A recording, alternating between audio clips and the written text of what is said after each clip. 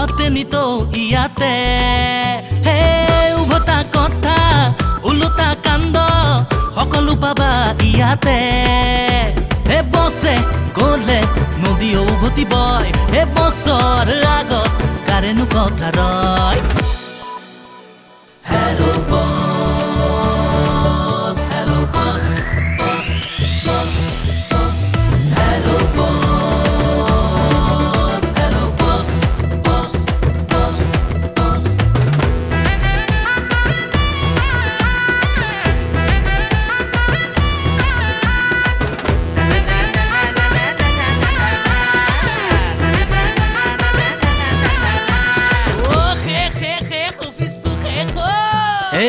পৃথিৱী যদি যাই পুবেৰে এওঁলোক যাব পশ্চিমে ইজনতকৈ সিজন হেচৰা বুজাব বাৰু কোনে মনে মনে থকাই ভাল কৰিব দিয়া যি কৰে হে কোনে কি কৰে কোনে কি বুজি পালে হে পণ্ডিত সকলো চিঞৰিবহে জানে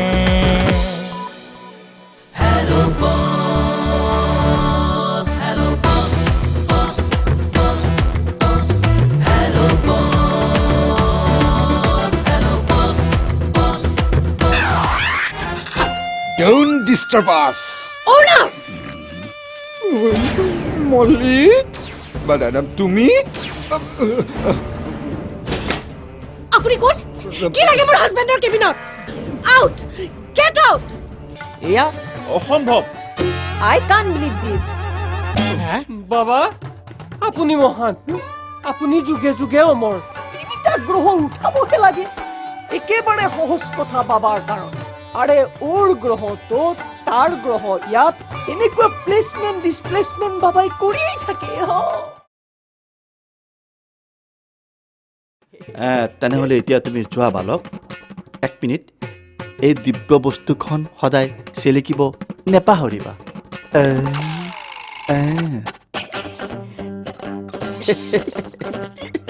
আজি বাবা সমস্যা কোৱা বালক বাবা মোক দেখাত নালাগিলেও মই বিবাহিত প্ৰেম কৰি 2 বছৰ আগতেই মই বিয়া হৈছো আৰু এতিয়াহে বুজিছো যে মই ডেকা হৈছোহে হয় বাবা আৰু মোক এতিয়াহে ছোৱালীবোৰে মোক লাইন দিয়ে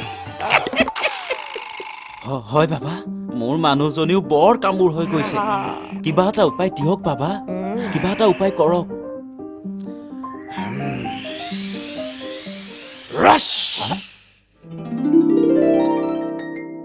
এয়া লোৱা মহামায়া তাবিজ সদায় এই তাবিজটো এগিলাচ পানীত ডুবাই পানীখিনি খাবা দেখিবা তোমাৰ পত্নীক তুমি যিয়ে কোৱা তাই তাকেই শুনিব আৰু যিকোনো নাৰী বশ কৰিব পৰা শক্তি তোমাৰ মাজত আহি যাব থেংক ইউ বাবা থেংক ইউ যুগ যুগ জিও 1000 টকা দিলেই হ'ল 1000 টকা 1000 টকাত সাৰা নাৰী তোমাৰ পত্নীও নিমান বাবা চমৎকাৰ নহয়নে নহ'লে 500 টকা দিয়া অকল পত্নী নিমাত সঁচা এয়াতো বলাৎকাৰ নহয় নহয় চমৎকাৰ চমৎকাৰ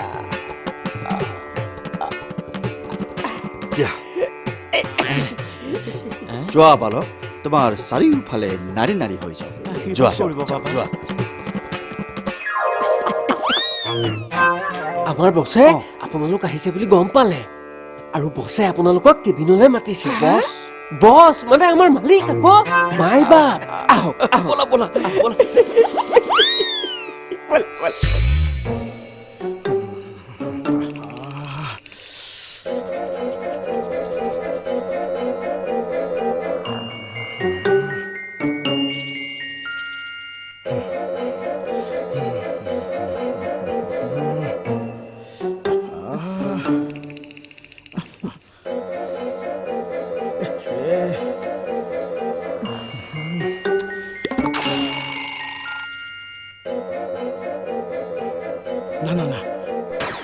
আমাকেও একটা চমৎকারী তাবিজ নিতেই হবে।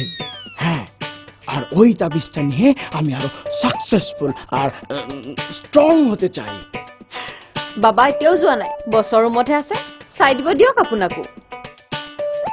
ও দিয়া, এসব লোকাল তাবিজে কাজ নেই। একবার আমার বাড়ির সামনে অর্থাৎ কলকাতায়, হ্যাঁ, একজন সাধু বাবা এসেছিলেন।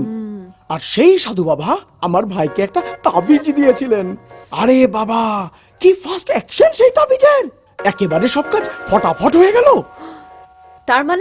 তাৰ মানে আপোনাৰ ভাইটি এতিয়া সাকসেসফুল মানুহ হৈ গ'ল। না, তাবিজটা ধারণ করার 4 মাস পরে মাছের কাঁটা গলায় লেগে আমার ভাইটা মারা গেল। ওহ মাই গড, ওটা অবশ্য তাবিজটার সাইড এফেক্ট ছিল। ময়ো তাৰ মানে হেণ্ডসাম ল'ৰাটো পোৱাৰ পিছত মৰি যাম নেকি?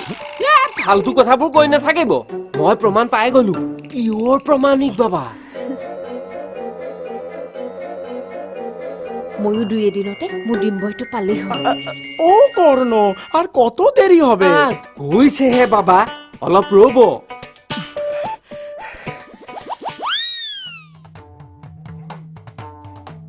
বৎস, তোমাৰ আয়ুস বহুত বেছি, বুজিছা? বহুত উন্নতিও আছে জীৱনত। বাবা, আয়ুস লৈ মইনো ক'ত এভাৰেষ্ট শৃংগ বগাবলৈ যাম? বাকী মোৰ সমস্যাবোৰ সমাধান হ'বনে? বাবা সিদ্ধেশ্বৰ মহাৰাজে কপাল দেখিলেই ভূত ভৱিষ্যত পুনৰ্জনম সকলোবিলাক কৈ দিব পাৰে। তেন্তে দেৰি কিয় কৰি আছে? বৎস,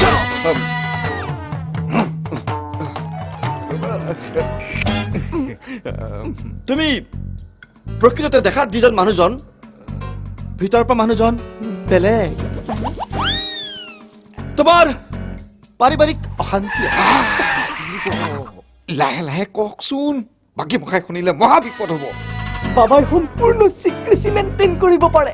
বাবাৰ এনেকুৱা পাৱাৰ আছে যে আপোনালোক দুজনে চিঞৰি চিঞৰি কথা পাতি থাকিলেও মোক নুশুনা কৰি দিব পাৰে। বাবা কিবা কৈছে? নাই কোৱা। মানে মন্ত্ৰ মাৰি? নহয়, মন্ত্ৰপুত কপাহ মোৰ কাণত সুমুৱাই দিব, মই সিংহৰ গুজৰণিও নুশুনা হৈ যাম। মই গম পাইছো, মই ঠিক গম পাইছো বাবা সিদ্ধ পুৰুষ বুলি। মই এতিয়া কি কৰিব লাগিব?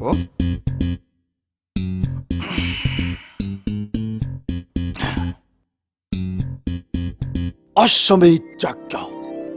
অশ্বমেধ যজ্ঞ? অশ্বমেধ যজ্ঞ? তুমি অশ্বমেধ যজ্ঞ পাতিব লাগিব, তেতিয়াহে তোমাৰ সৰ্বকামনা বিনা বাধাৰে পূৰণ হ'ব। কিন্তু বাবা ভাবা আছে, ভাবা আছে। কিন্তু বাবা, অশ্বমেধ যজ্ঞ মই ঠিক বুজা নাই। ৰামায়ণত শ্ৰী ৰামচন্দ্ৰই এটা ঘোঁৰা এৰি দিছিল। সেই ঘোঁৰাটো ধৃতৰাষ্ট্ৰই ধৰি থৈ পানিপতত যুদ্ধ কৰিছিল, আৰু সেই যুদ্ধত শ্ৰী ৰামচন্দ্ৰ হস্পিটেলাইজড হৈছিল, মানে পৰাস্ত হৈছিল। সঠিক বৰ্ণনা, সঠিক বৰ্ণনা। ৰামায়ণ, ধৃতৰাষ্ট্ৰ, পানিপথ, মই ঠিক ধৰিব পৰা নাই। এই যুগৰ মানুহবোৰৰ বেছি সন্দেহ, বেছি চিন্তা ভাৱনা। বাবা, একচুৱেল কাহিনীটো কৈ দিয়ক। মনত ৰাখিব, কিতাপত লিখা সকলোবোৰ কথাই সঠিক আৰু বিস্তৃত নহয়। ঘটনাটো কওক তেন্তে।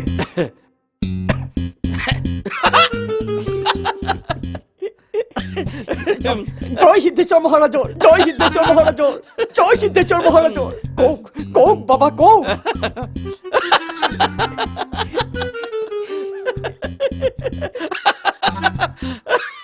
মানে ঘটনাটো মই চচককে দেখি হাঁহি উঠিছে। শুনা, শ্ৰী ৰামচন্দ্ৰই যেতিয়া যজ্ঞৰ ঘোঁৰাটো এৰি দিছিল, তেতিয়া তাৰ পিঠিত এখন বিদেশী ৰাষ্ট্ৰৰ পতাকা লগাই দিছিল। ইফালে সম্ৰাট মানে ৰজা ধৃতৰাষ্ট্ৰই নিজৰ ৰাজ্যত বহি আমনি পাইছিল। তেতিয়াৰ দিনত ভিডিঅ' গেম, ইণ্টাৰনেট, ফেচবুক জাতীয় বস্তু নাছিলতো। ঠিক ঠিক ঠিক, কিন্তু ধৃতৰাষ্ট্ৰটো অন্ধ আছিল। তোমাৰ প্ৰশ্ন বহুতহে। অন্ধ আছিল বাবেতো আমনি পাইছিল। ৰজা ধৃতৰাষ্ট্ৰই লগত কেইজনমান পালি পহৰীয়া লৈ অযোধ্যা ফুৰিবলৈ গুচি আহিল। অযোধ্যাৰ বৰ্ডাৰ এৰিয়া মানে পানীপথ সোমাওঁতেই শ্ৰীৰামচন্দ্ৰই এৰি দিয়া ঘোঁৰাটোৱে ৰজা ধৃতৰাষ্ট্ৰৰ বাট পেটি ধৰিলে খঙত ৰজা ধৃতৰাষ্ট্ৰই ঘোঁৰাটো ধৰি লগত লৈ যাব বিচাৰিলে কিন্তু শ্ৰীৰামচন্দ্ৰই আহি যুদ্ধ দিবলৈ সাজু হ'ল ইণ্টাৰেষ্টিং শুনি যাওঁ অন্ধ আছিল যদিও ধৃতৰাষ্ট্ৰ কিন্তু বীৰ আছিল আৰু অন্ধ মানুহজনে নিজে বাচিব হলে এনেকে বাবা মইহে কোন তিষ্ঠিব তেওঁৰ আগত যুদ্ধত শ্ৰীৰামচন্দ্ৰ হাৰিল কিন্তু পাছত যেতিয়া ৰামচন্দ্ৰৰ পৰিচয়টো পালে ধৃতৰাষ্ট্ৰই ঘোঁৰাটো উভতাই দিলে আৰু এসপ্তাহ তেওঁৰ ঘৰত আলহী থাকি নিজ ৰাজ্যলৈ ঘূৰি গুচি গ'ল কিন্তু বাবা ৰামায়ণততো এইটো কথা দিয়া হোৱা নাই সৰু ইনচিডেণ্ট ইমান ডাঙৰ কিতাপখন লিখোঁতে অলপ আমনি লাগিছিল সেইকাৰণে এনেকুৱা সৰু সুৰা ষ্টৰী গুৰুত্ব নিদি নিলিখিলে হ'ব বাবা হ'ব মই সকলোখিনি বুজিলো তাৰমানে মই এতিয়া ঘোঁৰা এটা কিনি এৰি দিব লাগিব আৰু কাৰোবাৰ লগত যুদ্ধ কৰিব লাগিব নহয় প্ৰথমে তুমি এটা ঘোঁৰা কিনিব লাগিব তাৰ পিছত তাক যজ্ঞ কৰি এৰি দিব লাগিব আৰু তেতিয়া তুমি ভোগ কৰিব বিচৰা সকলোবোৰ তোমাৰ ভৰি বাবা এটা কথা কিন্তু বিশ্বাস কৰিবলৈ টান পাইছো আপুনিও যে আৰু কি কথা যিখিনি কথা ৰামায়ণত লিখা নাই সেইখিনি কথা আপুনি কেনেকৈ জানিলে মই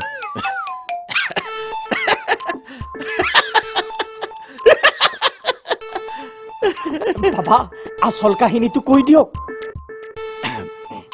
মানে প্ৰকৃততে ৰামায়ণত মুঠ 8টা কাণ্ড আছিল তাৰে যিটো ধৃতৰাষ্ট্ৰ কাণ্ড সেইটো মই মানে স্বয়ং সিদ্ধেশ্বৰ মহাৰাজেই লিখিছিলো কিন্তু ৰামায়ণ বাল্মীকিহে লিখিছিল শুনি থাকক বৰ অধৈৰ্যহে বৰ চটফটাই থাকে চৰি বহি লওক পাৰ্মিশ্যন আছে ফুল পাৰ্মিশ্যন আছে বহক থেংক ইউ বাল্মীকি ভৰত ভৃগু গৰ্গ কাশ্যপ দুৰ্বাসা আদি সকলোবোৰ মুনি মোৰ বন্ধু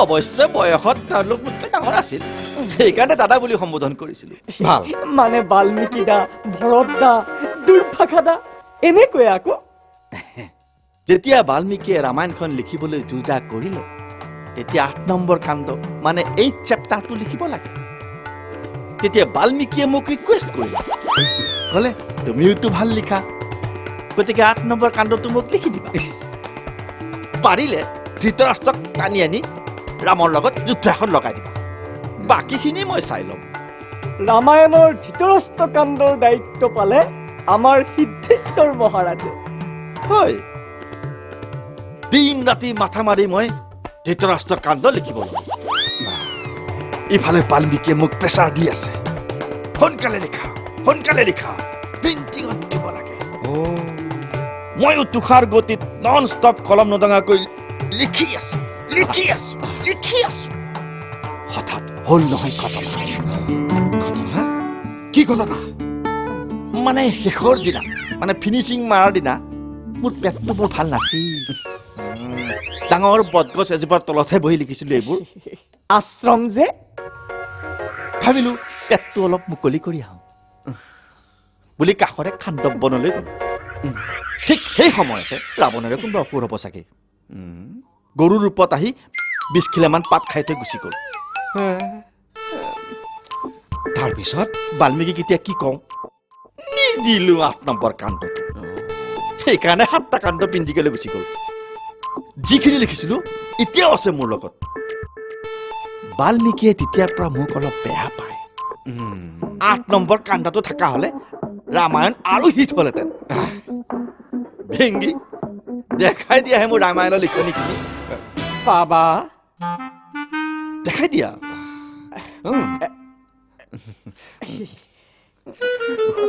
বাবা ঘৰত থাকি আহিল অলৰ গদ্ধ ডকুমেন্টস লগত লৈ ফুৰিব লাগে বুলি নাজানো হা ভস্ম কৰি দিম বাবা মাফ বাবা মাফ মাফ মাফ বাবা বাবা এনিমেল ৰাইটছত পৰি যাম নহয় তাতে ঘোঁৰা ক'ত কিনিব কিনিলেও ৰঙা ঘৰৰ ভাত খাব লাগিব সকলোবিলাক বাবাৰ ওপৰত এৰি দিলেই হ'ল আপুনি মাত্ৰ ঘোঁৰাৰ দাম আৰু যজ্ঞৰ খৰচখিনি দি দিয়ক ঠিক আছে পাছে যজ্ঞ কেতিয়া কৰিব আৰু খৰচা কিমানমান হ'ব কাইলৈ শনিবাৰ উত্তম বাৰ কাইলৈকে যজ্ঞৰ আয়োজন কৰি দিওঁ আহ, আৰু খৰচা মিষ্টাৰ ভিংগি মহাৰাজ দিয়াহে খৰচাৰ হিচাপটো ক'লা মতা ঘোঁৰা এখন লোকেল হ'লে হ'ব নহয় অসুবিধা নাই লোকেল মতা ঘোঁৰা খৰচ ৮০,০০০ মান টকা আৰু যজ্ঞৰ খৰচ মোটামুটি ৫০,০০০ মান টকা টোটেল ১,৩০,০০০ টকা 1,30,000 1,২০,০০০ দিলেই হ'ব 1,20,000 1,10,০০০ 1,10,000 1,00,000 হ'ব অকল 10,000 দিলেই হ'ব প্লাষ্টিকৰ ঘোঁৰা আনি যজ্ঞ পাতি দিম চব উল্টা হৈ যাব। ঠিক কৈছা আৰু নকমাবা না না তোমাৰ যজ্ঞ পাতি 400 বছৰৰ কাৰণে হিমালয় গুচি যাম আৰু কেতিয়া আহোঁ কোনো ঠিক নাই আৰু তুমিতো 400 বছৰ জীয়াই নাথাকা ঠিকেইতো ঠিক আছে কাইলৈ মই যজ্ঞ কৰিব পৰাকৈ সকলোবোৰ ছাৰ সঞ্জীৱ আগৰৱালা আহিছে কি সঞ্জীৱ আগৰৱালা আহিছে হয় ছাৰ মাতি দিওঁ নেকি মাতা অভিনেতা হ'ব লাগিছিল তুমি কি ইমান দিনে হিন্দী চিনেমাৰ চলমান খানৰ ভায়েক বলমান খান হৈ থাকিলে হয় তুমি কি কয় আপুনি সঁচা বাবা আজিলৈ আহক কাইলৈ ভালদৰে কথা পাতিম এই চহৰৰ আটাইতকৈ ধনী আৰু হেভি ক্লাইণ্ট কিনো চাই আছো ঐ মোৰ কুচিয়া মাতি নিদিয় কিয় কিন্তু যজ্ঞ যজ্ঞৰ কথা কাইলৈ ভালদৰে পাতিম বাবা ফকীৰ টকীৰ এইবোৰ দেখিলে বৰ বেয়া কথা হ'ব বাবা কোনো কিন্তু নাই প্লিজ আপুনি আজিলৈ উঠক কাইলৈ ভালদৰে কথা বতৰা পাতিম উঠক না কাইলৈ আহিব আমি ভালদৰে কথা পাতিম আপুনি চাওক বলক বলক খেদিছে নেকি হে প্ৰভু একেবাৰে খেদা নাই নাই খেদা নাই খুৰ খুৰ যাওক যাওক পিছত কথা পাতিম যাওক পিছত কথা পাতিম হে পিছত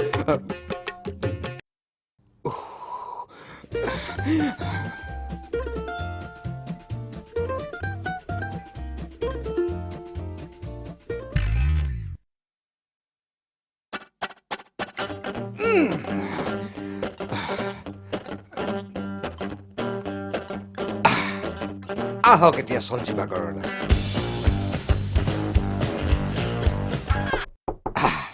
আহিলে আহিলে Yes, please come in.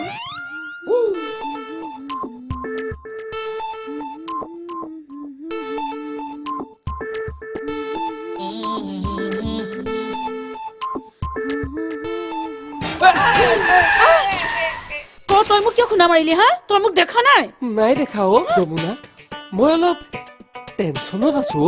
গোলাপ ফুল লৈ কিহৰ টেনচন তহঁতৰ দৰে মৰদক মই চিনি নাপাওঁ বুলি ভাবিছ আমাৰ দৰে ধুনীয়া মাইকী দেখিলে তহঁতৰ নিয়ত খাৰাপ হৈ যায় ঐ কি ক'লে মোৰ নিয়ত খাৰাপ মানে চৰিত্ৰ বেয়া ঐ তই মোক গৰু বুলি ভাবিছ নেকি গৰু নহয় চাৰ গৰু সোণাপুৰত বোলে এখন ডায়েৰী ফাৰ্ম খুলিছে তাতে এটা চাৰ লাগে তোকে পঠাই দিম তহঁতৰ দৰে মৰদক মই চিনি নাপাওঁ বুলি ভাবিছ ঘৰত গৈ মাইকীক কবি মই তোমাক বহুত ভাল পাওঁ আৰু বাহিৰত আহি বেলেগৰ মাইকীক কবি মোৰ মাইকীয়ে মৰম চৰম একো বুজি নাপায় ধুৰ ঐ যমুনা জৱান চম্ভালি কথা কবি কিন্তু দেই নহ'লে গৰম চাহ ঢালি গোটেইজনীক একেবাৰে নাহৰ ফুটুকি বনাই দিম তাৰ দেহাটোত হাফ প্লেট চিকেন নাই সি আকৌ মোক নাহৰ ফুটুকি বনাই চাবি দেই মূৰত মাৰি মূৰ ফটাই দিম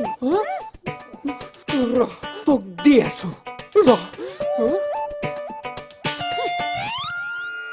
ও দিয়া উনি দেখছি আমার সব কথা সত্যি সত্যি বলছেন বাবা ও বাবা আমাকে একটা পরিত্রাণ করে দিন না বাবা এখান থেকে বেরোতে পারি যেন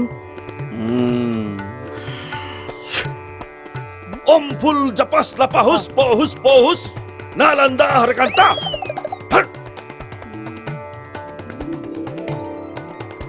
এইটো চাইনিজ তাবিজ লোৱা পৰিধান কৰিবা কালিলৈ ৰাতিপুৱাৰ ভাগত গা ধুই উঠি চাইনিজ তাবিজ Chinese TV Chinese mobile Chinese lighter Chinese torch শুনেছিলাম কিন্তু চাইনিজ তাবিজ তো আগে শুনিনি বাবা কাজ করবে তো কৰিব কৰিব আপুনি ক'লেচোন চাইনাত চাকৰি হ'লে ভাল এই তাবিজটো পৰিধান কৰিলে ডাইৰেক্ট চাইনিজ কোম্পানীয়ে আপোনাক কুৰিয়াৰ দি মাতি পঠিয়াব ডাইৰেক্ট অষ্ট্ৰেলিয়াত চাকৰি হোৱাটো খাটাং অস্ট্ৰেলিয়া ও বাবা এ কি বলছেন কোথায় অস্ট্ৰেলিয়া আৰ কোথায় চায়না ওটা তো অন্য দেশ মুঠতে চাইনাৰ কোনোবা এজেগাত ভাল চাকৰি হোৱাটো খাটাং সোমবাৰ মানে আপোনাক মাতিবই লাগে নহয়নে বাবা ঠিক কৈছা সোমবাৰে আবেলি ও বাবা আমি ধন্য হয়ে গেলাম আমার সব আশা পূর্ণ হলো বাবা আপনাকে যে আমি কি বলে সন্তুষ্ট করব বাবা 1500 টাকা 1500 টাকা না না বাবা অত টাকা দিলে তো আমার ভিসা এসে যায় বাবা ও বাবা একটু কমান না বাবা নেগোশিয়েট করুন ঠিক আছে 1000 টাকা দিয়ক আৰু ডাইৰেক্ট বাংলাদেশত পোষ্টিং লৈ লওক বাংলাদেশ ও বাবা বাবা আমি বাংলাদেশ যাব না বাবা আমাকে ডাইরেক্ট সাংহাই পোস্টিং করে দিন বাবা টুং পুতুং লাং হাতাং লিংপাং চুং ইয়াং চাইনাং ওয়াং বাবা চাইনিজত ক'লে কিন্তু কিছু বুঝতে পারলাম না যে কৈছে পুৰা পইচা দিলেহে চাইনালৈ যাব পাৰিব আচ্ছা ওকে বাবা ওকে আমি পুৰো পয়সাই দেব